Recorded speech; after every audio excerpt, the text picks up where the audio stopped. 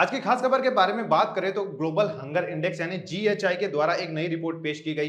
इस रिपोर्ट के अंदर जो इंडिया की जो कंडीशन है फूड को लेकर, उसकी हालत सीवियर लेवल पर है। मतलब कई सारे बच्चों की भूख की वजह से मौत हो सकती है, उनके अंदर मेल न्यूट्रिशन है और जो उनकी कुपोषण, बता दूं आपको सीधा सीधा कि उसकी मात्रा काफी ज्यादा है 5 साल से कम बच्चों के बारे में।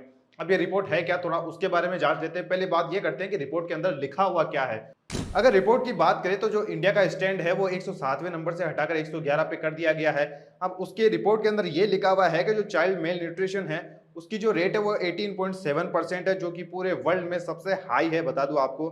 दूसरा अंडर न्यूट्रिशन है वो 16.6% है।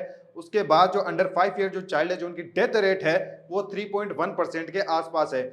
वहीं आगे बात करेंगे 15 से 24 साल की जो फीमेल है, उनके अंदर जो एनीमिया की रेट है जो कि 58.1% के आसपास है। एनीमिया का मतलब है शरीर में खून की कमी होना जैसे लक्षण। वहीं आगे रिपोर्ट के बारे में बात करेंगे तो जो इंडियन गवर्नमेंट है उसने साफ तौर पर मना कर दिया है कि आपने जो रिपोर्ट पेश की है, जो जीएचआई के द्वारा रिपोर्ट है, वो पूरी तरीके से गलत है।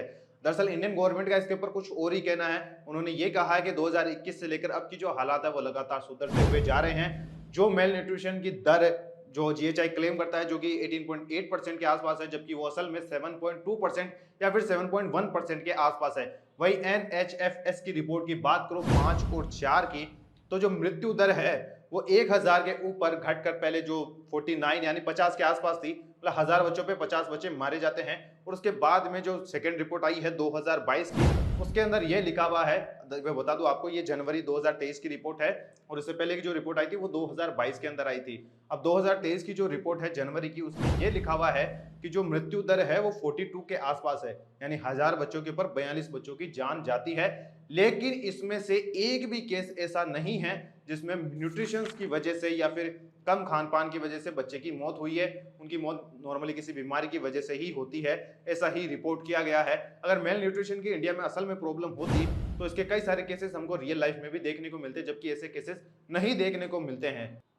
वहीं अगर मैं सरकार के द्वारा ऑफिशियल दिए गए बयान की बात करूं तो उनके द्वारा यह कहा गया है कि इस इंडेक्स में 4 में से 3 इंडिकेटर बच्चों के स्वास्थ्य से जुड़े हैं और ये देश की पूरी आबादी का जो प्रति घनत्व होता है, जो उसकी डेंसिटी होती है, उसका आधा कुछ भी नहीं है उसका, क्योंकि सिर्फ 3000 केसेस के ऊपर देकर इसका पूरा जो रिपोर्ट है वो बनाई गई है। जबकि 1 अरब 40 करोड़ की आबादी के ऊपर आप 3000 केसेस को चुनते हैं और वो भी ओपिनियन बेसिस पे, तो कितनी संभावना है कि ये रिपोर्ट एकदम सही होगी।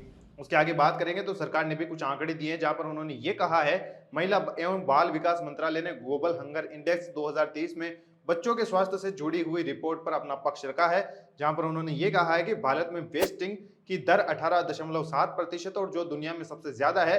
ये देश में अति कुपोषणता को दर्शाता है। इस मंत्रालय ने कहा है कि भारत में पोषण ट्रैक्स पर हर महीने कई सारे आंकड़े हम खुद जारी करते हैं, जो कि चाइल्ड वेस्टिंग की दर को लगातार 7.2% के आसपास नीचे बनाकर रखता है। ऐसे में जो ग्लोबल हंगर इंडेक्स यानी जीएचआई की जो रिपोर्ट आई है वो पूरी तरीके से देश को बदनाम करने के पक्ष में ही है।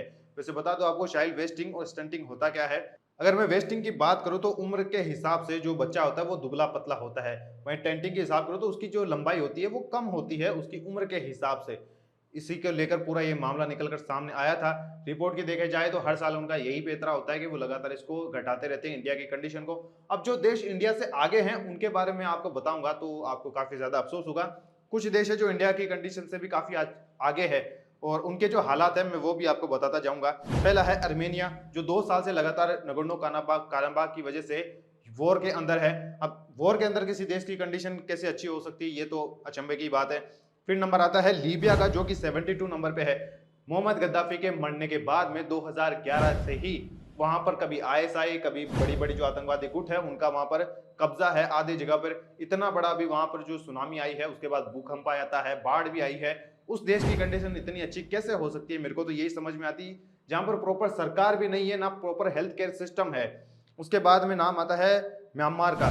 म्यांमार की जो आ रही है वो नंबर आ रहा है 73 के आसपास। अब जहां पर मिलिट्री राज है, जहां पर पूरा पूरा चाइना का अधिकार है, वहां की जो लोग होते हैं वहां पर कभी भी मिलिट्री एयर स्ट्राइक कर देती है। उस देश की कंडीशन भी इंडिया से अच्छी है, कमाल है। वेनेजुएला, जहां पर एक ब्रेड का पैकेट खरीदने के लिए भी आपको 2 लाख वेनेजुएला की जो करेंसी है वो देनी पड़ती है, उस देश की कंडीशन भी इंडिया से अच्छी है। Djibouti, Uganda, Rwanda, Burkina Faso और माली, ये वो देश है जिनके अंदर जो साहिल रीजन से कनेक्टेड है। अब आप में से जो लोग जियो पॉलिटिक्स पढ़ते हैं और आप साहिल रीजन के बारे में जानते हैं, तो मुझे इसके ऊपर आपको कुछ भी बताने की जरूरत नहीं पड़ती। सबसे बड़े आतंकवाद के अड्डे, सबसे ज्यादा भुखमरी, सबसे ज्यादा गरीबी इन्हीं एरिया के अंदर है। और ये एरिया इंडिया से काफी अच्छे हैं, जहां पर फसल भी नहीं उगा करती, लेकिन उनके बच्चों के जो मेल न्यूट्रिशन है वो इंडिया से काफी ज्यादा अच्छे हैं। वहीं आगे बात करेंगे तो पाकिस्तान और सूडान को भी देखकर मेरे को बहुत अचंभा हो रहा है। 103 के आसपास है जब से सूडान आजाद हुआ है 1958 से, तब से वहां पर कोई प्रॉपर गवर्नमेंट नहीं है। लगातार वहां पर अटैक होते रहते हैं, चाहे मैं 1998 की बात करूं, 1978 की बात करूं, चाहे 2001 की बात करूं, 2007 की बात करूं, चाहे 2015 की बात करूं, 19 की बात करूं, या फिर अभी की कंडीशन की बात करूं, तो सूडान के अंदर कभी प्रॉपर पीस ही नहीं आई। जब लगातार लोग मरते जाते हैं तो उनकी कंडीशन इतनी अच्छी कैसे हो सकती है, ये भी अपने आप में एक अचंभे की बात है। अब इसके ऊपर कितना ट्रस्ट आपको करना चाहिए, कितना ट्रस्ट नहीं करना चाहिए, ये सब मैं आपके ऊपर छोड़ता हूं। आज के वीडियो में बस इतना ही। मैं मिलता हूं कल फिर आपसे एक और वीडियो के साथ में। तब तक देखते रहिए टीवी भारत 24। जय हिंद, जय भारत।